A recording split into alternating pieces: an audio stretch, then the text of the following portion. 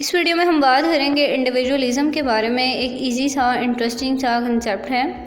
तो इंडिविजुअलिज़म में हमारा जो मेन कंसर्न होता है वो एक इंडिविजुअल पे होता है, rather than the community, rather than whole group, ठीक है। जबकि ऑन द अदर हैंड हमने इससे पहले एक टाइप पढ़ी थी कलेक्टिविज़म। कलेक्टिविज़म में जो मेन कंसर्न था वो एक कल्चर पे, एक ग्रुप पे था। बट इंडिविजुअलिज़म में आपको स्ट्रेस दिया जाता है किस चीज़ पे, right and concern of each person, कि हर पर्सन के जो राइट हैं उसका क्या कंसर्न है, आप इस पे ज़्यादा फोकस करते हैं रादर देन आप ग्रुप पे फोकस करें या पूरी कम्युनिटी पे फोकस करें। यानी कि आपके क्या कंसर्न है आप इस पे फोकस करेंगे, because you are the single person, you are individual, तो आपका फोकस जो है वो मेन अपने सेल्फ पे है। इसके अलावा यहाँ पे क्या है, आपकी जो है पर्सनल आइडेंटिटी जो है उसको प्रमोट किया जाता है।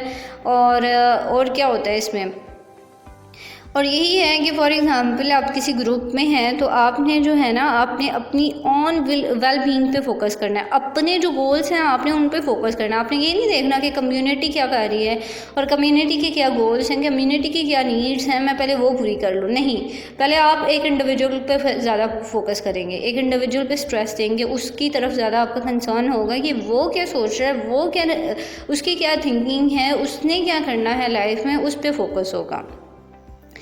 तो ये एक बहुत ही इंटरेस्टिंग सा कंसेप्ट है। तो जब आप इंडिविजुअल पे फोकस करेंगे तो ऑब्वियसली आप होल कम्युनिटी क्यों चेंज कर रहे हैं ना।